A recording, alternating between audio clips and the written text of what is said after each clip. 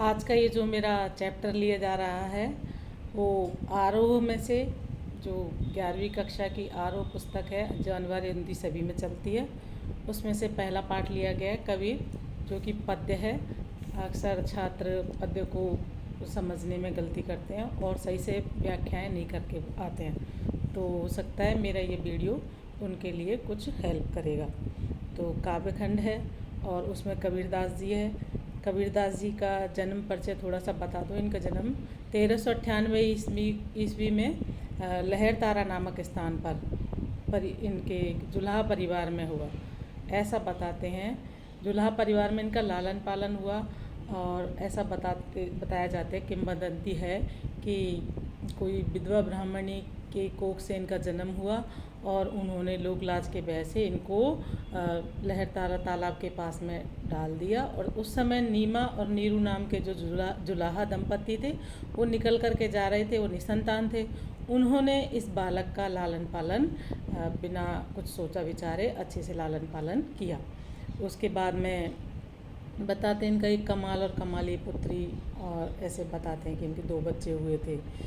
कबीरदास जी के बारे में ये कहा जाता है कि उन्होंने कुछ कहीं से शिक्षा नहीं ली थी, जैसे मसी कागज छुयो नहीं, कलम गही नहीं हाथ, कि उन्होंने शाही और दवात को हाथ भी नहीं लगाया था और कलम को पकड़ा भी नहीं था। तो ऐसे लेकिन उनको जीवन अनुभव बहुत था। उन्होंने जीवन जो भी बातें कही हैं वो जीवन अनुभव के ही आधार पर कही है। तो हम शुरू करते हैं। इनका पहला पद है कबीर का आरोह में कि हम तो एक एक कर जाना, दो ही कहे तिन ही को दो जग, जिन नाहिन पहचाना, एक पवन एक ही पानी, एक ज्योति समाना, एक खाक गड़े सब बांडे, एक कोहरा साना, जैसे बाड़ी काष्ट ही काटे, अगिन न काटे कोई, सब घट अंतर तू ही व्यापक, धरे स्वरूप सोई, माया देख के जगत लुभाना, काहिर नर गरबाना, निर्भय भया कछु नहीं व्यापे, कहे कबीर दीवाना।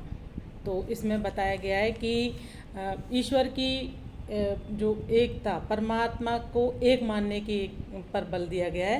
कह रहे हैं कि हम तो एक एक कर जाना। कबीरदास जी कह रहे हैं कि हम तो ये अच्छी तरह से जान गए कि जो सर्वव्यापक परमपिता परमात्मा है वो एक ही है, और दो ही कहे तिन ही को दो जग, जिन नाहिन पहचाना, कि जो लोग उस परम तत्व को मतलब 2 जगह बांटते हैं, आत्मा और परमात्मा हम बांटते हैं, जीव और ब्रह्म आदि के रूप में अलग अलग अस्तित्व मानते हैं, उन्होंने वास्तव में उस परम तत्व को पहचाना ही नहीं है।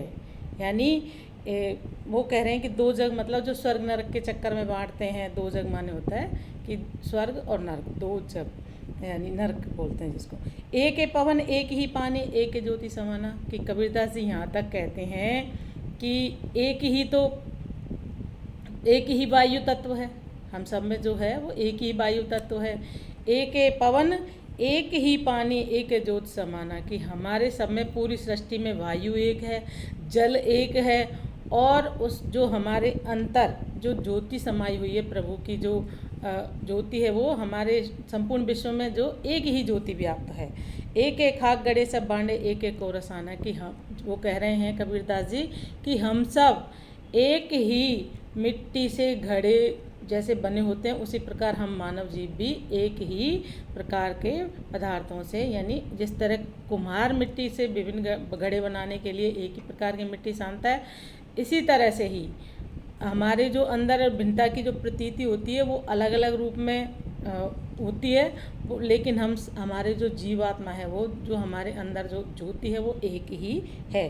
तो क्या कह रहे हैं कबीरदास जी आगे कि जैसे बाड़ी काष्टी काटे, अगिन न काटे कोई, कि लकड़ी के 100 टुकड़े कर सकता है खाती, मतलब बाड़ी बढ़ई लकड़ी को काट सकता है, लेकिन उसके अंदर जो ज्योति व्याप्त है, जो अग्नि व्याप्त है, उसको कोई नहीं काट सकता। सब घट अंतर तू ही व्यापक, धरे स्वरूप कोई। तो उसी प्रकार ईश्वर भी हमारे हृदय में उसी प्रकार व्याप्त है, चाहे उसको हम राम के रूप में माने, चाहे हम उसको रहीम के रूप में माने, हम उसको किसी भी रूप में माने। मतलब जैसे सभी के अंतःकरण और कण कण में तू ही व्याप्त है, मतलब ईश्वर के लिए कहा गया है कि माया देख के जगत लुभाना, काहिर नर गरबाना, और निर्भय भया कछु नहीं व्यापे, कहे कबीर दीवाना। तो कबीरदास जी इस माया रूपी संसार को नश्वर संसार को देख करके इस नश्वर ऐश्वर्य पर जो गर्व करने वाले लोग हैं उनको इंगित करते हुए कह रहे हैं कि इस नश्वर ऐश्वर्य पर क्यों गर्व करते हो कि भगवान। अब कबीरदास जी खुद को मस्ताना कह रहे हैं कि ईश्वर के प्रेम में मस्त हुआ कबीर ये कहता है कि आप द्वैत से ऊपर उठे हो और माया से निर्भय रहने वाले जीव को किसी प्रकार का मोह नहीं व्यापता है, यानी उसको किसी प्रकार की चीज़ों से लगाव नहीं होता है जो इन सब चीज़ों से ऊपर उठ जाता है। तो ऐसा कबीरदास जी ने इस दोहे के माध्यम से कहने की कोशिश की है कि उनका विश्वास था कि वो निराकार ब्रह्म को ही मानते थे और यह शरीर नश्वर है और आत्मा रूपी तत्व है जो उसमें अमर है। इस बात को कबीरदास जी ने लकड़ी में जो अग्नि व्याप्त है उसके माध्यम से समझाने की कोशिश की है। और तीसरी बात इन्होंने की है कि माया मोह से बचने की चेतावनी दी है। जो माया मोह से मुक्त होते हैं वे ही इस संसार में निर्भर रहकर ईश्वर का सामीप्य प्राप्त करते हैं। Thank you.